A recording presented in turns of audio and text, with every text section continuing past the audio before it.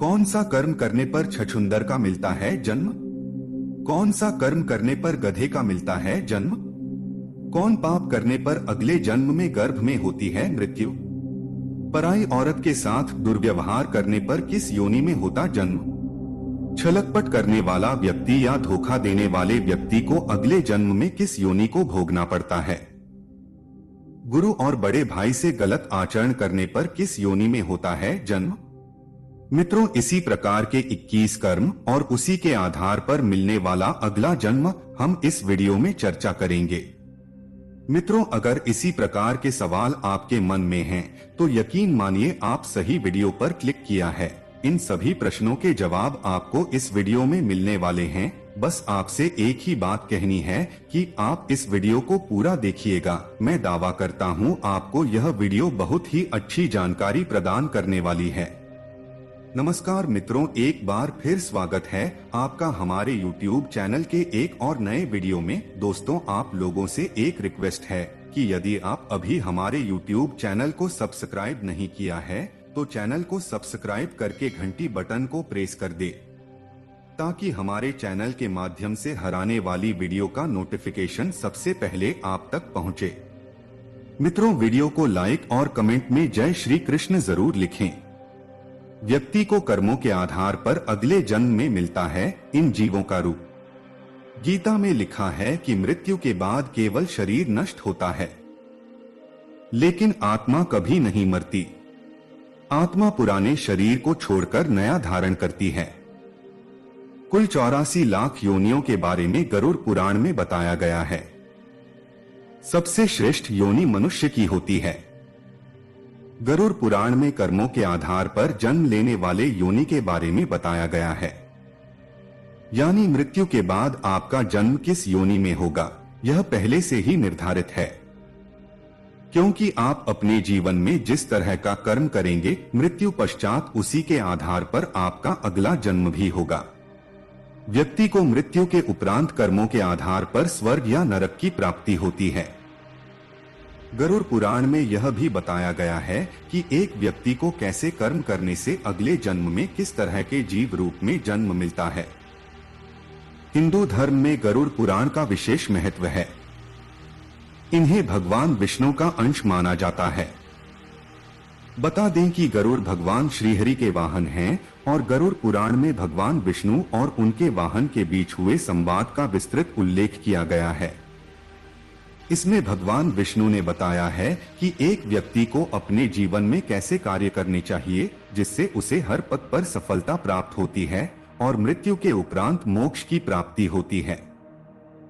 साथ ही इसमें मूल सिद्धांत यह बताया गया है कि व्यक्ति को इस जन्म में किए गए कर्मों के अनुसार ही फल की प्राप्ति होती है। इसके साथ यह भी बताया गया है कि उसे अगले जन्म में किस प्रकार के जीव के रूप में जन्म होगा। आइए जानते हैं। महिलाओं से दुर्व्यवहार करने वाला। गरुड़ पुराण में बताया गया है कि व्यक्ति महिलाओं का शोषण करता है या उनसे दुर्व्यवहार करता है, वह अगले जन्म में भयानक रोगों पीड़ित हो जाता है। साथ ही जो गुरु की पत्नी से दुराचार करता है उसे कुष्ठ रोग का सामना करना पड़ता है।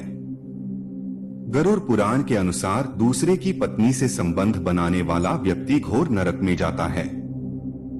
फिर वहां उसे पहले भेड़िया, फिर कुत्ता, गिद्ध, सियार, सांप, कौआ और अंत में बगुला की योनि प्राप्त होती है। इन सब जन्मों के बाद अंत में उसे मनुष्य योनि मिलती है। साथ ही बड़े भाई का अपमान करने वाले व्यक्ति को कौंच नामक पक्षी के रूप में जन्म लेना पड़ता है। इतना ही नहीं, 10 वर्षों तक उसे इसी योनि में रहना होता है। फिर उसे मनुष्य तन की प्राप्ति होती है। धोखा देने वाला। गरुड़ पुराण के अनुसार छलकपट करने वाला व्यक्ति या धोखा देने वाले व्यक्ति को अगले जन्म में उल्लू के रूप में जन्म मिलता है। साथ ही झूठी गवाही देने वाला व्यक्ति अगले जन्म में अंधा पैदा होता है। गुरु से दुर्व्यवहार करने वाला। जो व्यक्ति गुरु से दुर्व्यवहार करता है या उनकी बातों की अवहेलना करता है, उसे भगवान के अपमान के समान पाप झेलना पड़ता है।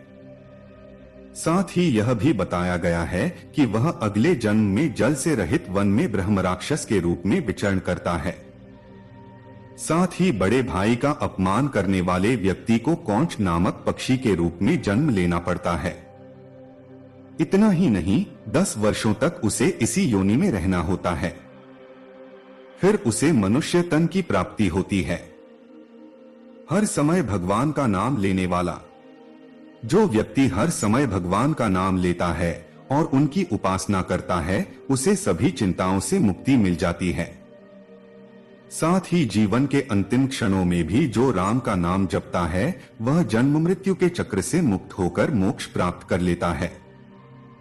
माता पिता या किसी अपने का दिल दुखाने वाले, उन्हें प्रताड़ित करने वालों को अगला जन्म जरूर मिलता है, लेकिन पैदा होने से पहले ही गर्भ में उनकी मृत्यु हो जाती है। किसी जीव की हत्या करने वाला, गरुड़ पुराण में बताया गया है कि जो व्यक्ति किसी गाय की हत्या करने वाला व्यक्ति नरक की यातनाओं को भोगने के बाद अगले जन्म में मूर्ख और कुबड़ा जन्म लेता है। साथ ही जो शौक के लिए जानवरों का शिकार करता है, वह अगले जन्म में बकरे के रूप में पैदा होता है, जिसे किसी कसाई द्वारा बेरहमी से मार दिया जाएगा।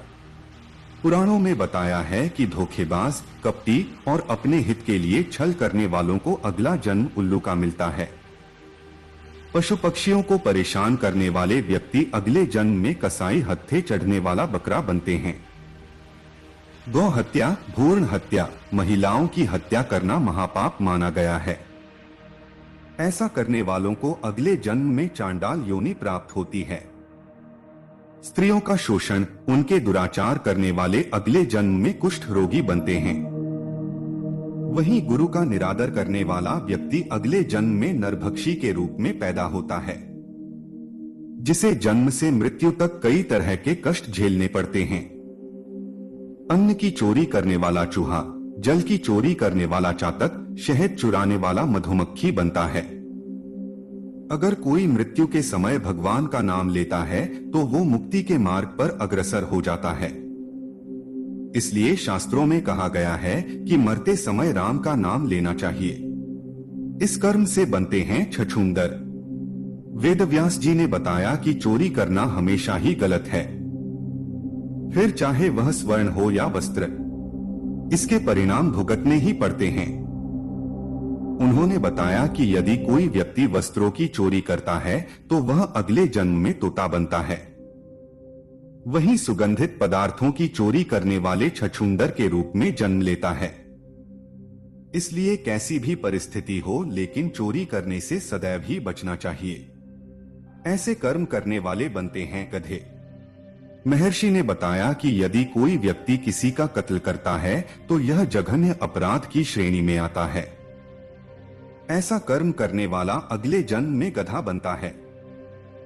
लेकिन यदि वह जिस शस्त्र से हत्या करता है उसी से उसकी भी हत्या हो जाए तो उसे मृग योनि मिलती है। इसके बाद वह मछली, कुत्ता और बाघ बनता है। लेकिन इन योनियों में भ्रमण करने के बाद वह मनुष्य योनि में जन्म लेता है। ऐसे कर्म करने वाले बनते हैं मनुष्य। वेदव्यास जी ने बताया कि जो व्यक्ति सदैव दूसरों की मदद करता है, पशु पक्षी और अन्य जीवों पर दया करता है, जरूरतमंदों की मदद करता है और निस्वार्थ भावना से संचित धन का उपयोग धार्मिक कार्यों में करता है, तो ऐसे व्यक्ति अगले जन्म में मनुष्य योनि में ही जन्म लेते हैं। साथ ही समाज में अच्छे कार्य करके दूसरों को लाभान्वित करते हैं। लेकिन धन के प्रति आसक्त मनुष्य अगले जन्म में सांप योनि में जन्म लेते हैं। दोस्तों, वीडियो के अंत में आप लोगों से रिक्वेस्ट ही है कि अगर आपको यह वीडियो जरा सा भी अच्छा लगा हो